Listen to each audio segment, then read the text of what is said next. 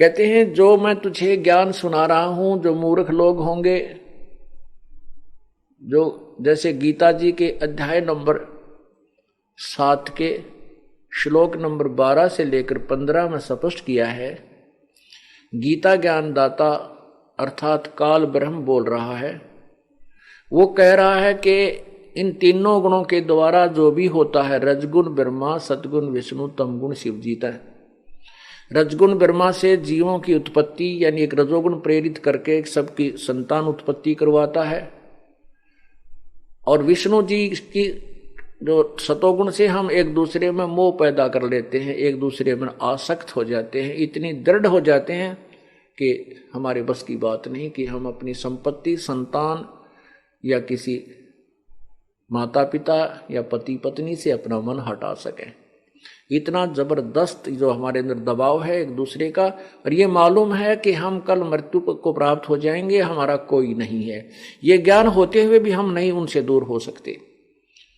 ये सतिथि बनाने का जो गुण है, ये सतोगुण है, ये श्री विष्णु जी में है, और संहार करने का गुण जो तमोगुण है वो भगवान शंकर में है। हम इन तीनों गुणों से के द्वारा यहां पर एक दूसरे से कहते हैं, तीनों गुणों के द्वारा जो कुछ भी हो रहा है ये मुझसे ही जान। रजगुण ब्रह्मा से उत्पत्ति, सतगुण विष्णु जी से सतिथि, और तमगुण शंकर जी से संहार, ये जो कुछ भी हो रहा है ये मेरे से ही जान। काल भगवान कह रहा है कि जो भी ये क्रिया तीनों कर रहे हैं ये मैं ही उसका मुख्य कारण हूं। कारण क्या है कि इस काल भगवान को श्राप लगा है, साप लगा है। 1,00,000 जीव प्रति मानव शरीरधारी प्राणियों का निताहार करने का और 1,25,000 की उत्पत्ति करने का। इसको श्राप समझो या इसको ये कोड लग गया जो इसने सतलोक में यह गलती की थी कि दुर्गा के साथ वहां इसने बदतमीजी की थी, दुर्व्यवहार करने की चेष्टा की, इसी दुष्कर्म करने का प्रयत्न किया था। जिस ऐसे कर्म वहां करने वाले को ये रोग लग जाता है। तो ये कहता है कि इसने फिर अपने खाने के लिए 3 पुत्र उत्पन्न किए दुर्गा के संयोग में, पति पत्नी व्यवहार से।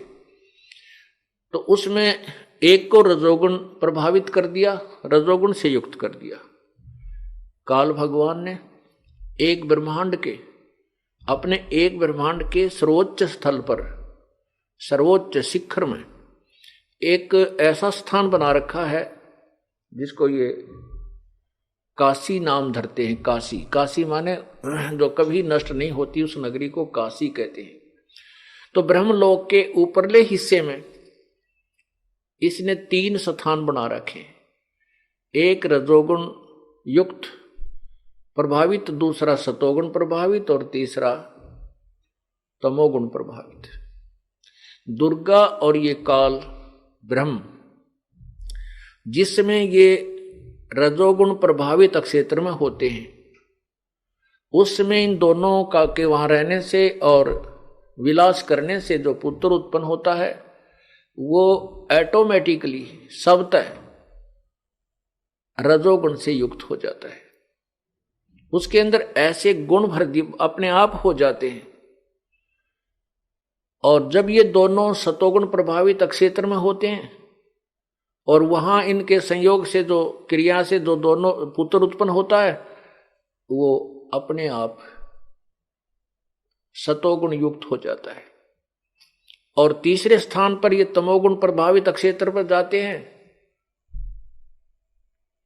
और वहां इनसे जो पुत्र उत्पन्न होता है उसको वो तमोगुण युक्त हो जाता है, उसमें तमोगुण ज्यादा हो जाता है शब्द है। तो फिर इन तीनों को ये बेहोश कर देते हैं, कोमा में रखते हैं। जब तक ये जवान नहीं होते, युवा होने पर इनको अलग अलग स्थान पर सचेत कर देते हैं, और फिर इनकी ये दुर्गा जो है अपनी समझ शक्ति से 3 लड़कियां और उत्पन्न करती है, अर्थात स्वयं ही ये 3 रूप और धारण करती है और इन तीनों के साथ विवाह कर देती है। इससे ये काल भगवान की सृष्टि प्रारंभ हो जाती है। यहां वही बताना चाहते हैं प्रभु कि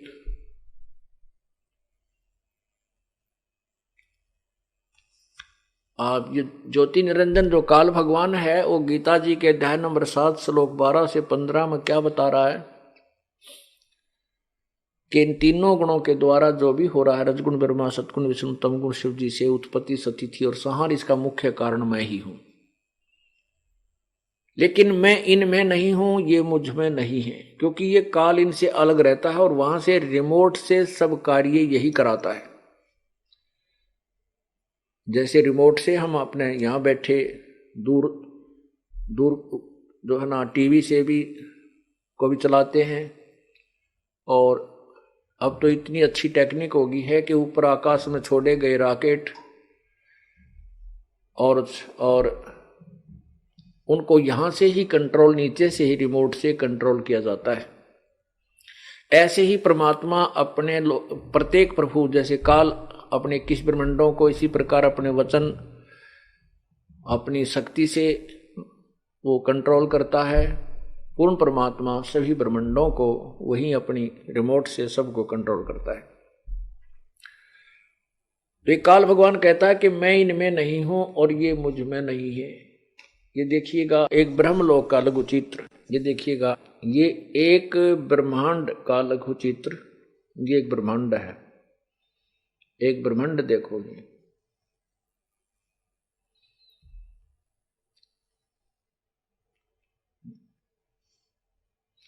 ये एक ब्रह्मांड है पूरा। यहां देखो ये इतना, ये एक ब्रह्मांड है। इस ब्रह्मांड में ये एक ब्रह्मलोक है, ये वाला, ये देखो ये एक ब्रह्मलोक है, ये ब्रह्मलोक है, ये इतना।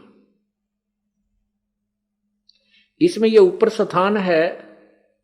अब इसी एक केवल इतने स्थान का एक विश्व थोड़ा सा अलग से बनाया हमने। ये देखो, ये देखिएगा, इसमें स्पष्ट नजर आएगा ब्रह्मलोक का लघु चित्र। ये ब्रह्मलोक जो का आपको यहां दिखाया था, ये वाला इतना ब्रह्मांड के अंदर केवल इतना स्थान है, इसको यहां दिखाया जाता है, स्पष्ट हो जाएगा।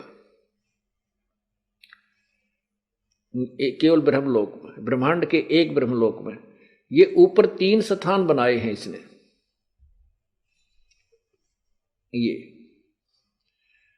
ये रजोगुण प्रधान क्षेत्र है, ये वाला, ये रजोगुण प्रधान क्षेत्र लिखा है, ये रजोगुण प्रधान क्षेत्र है। यहां ये काल ब्रह्मा रूप धारण करके और दुर्गा को महासावित्री रूप धारण करके दोनों इस क्षेत्र में रहते हैं। इनसे जो पुत्र उत्पन्न होता है उसको ये रजोगुण युक्त कर देते हैं, अपने आप हो जाता है। इस क्षेत्र में जो भी रहेंगे, जब तक इनके संतान उत्पत्ति नहीं होती, ये इसी में रहेंगे। उसके बाद ये सतोगुण क्षेत्र है, ये वाला सतोगुण क्षेत्र, सतोगुण प्रधान क्षेत्र, ये वाला। तो इसमें जब ये काल जो है विष्णु रूप धारण करके लेता है और दुर्गा को लक्ष्मी रूप में रखता है, इन दोनों के संयोग से जो पुत्र उत्पन्न होता है वो सतोगुण युक्त हो जाता है, उसका नाम ये विष्णु रख देते हैं। ये तमोगुण प्रधान क्षेत्र है, इसमें ये दोनों रहते हैं। ये काल शिव रूप में रहता है, दुर्गा को, जिसको सदा शिव भी बोलते हैं काल को, आप जब शिव पुराण को पढ़ोगे तब समझ में आएगी। सदा शिव, महाशिव, ये काल रूप में, काल जो है सदाशिव रूप में रहता है और दुर्गा को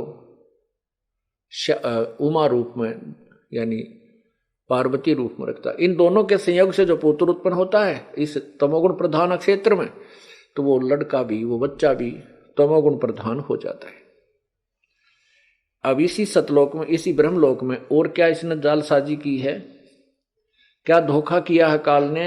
ये नकली ये ये ब्रह्मलोक कहते हैं महास्वर्ग, इसी में एक महास्वर्ग बनाया है, इसी में एक नकली सतलोक बनाया है। ये रहा, ये नकली सतलोक बनाया है, नकली अलखलोक, नकली अगम लोक, नकली अनामी लोक।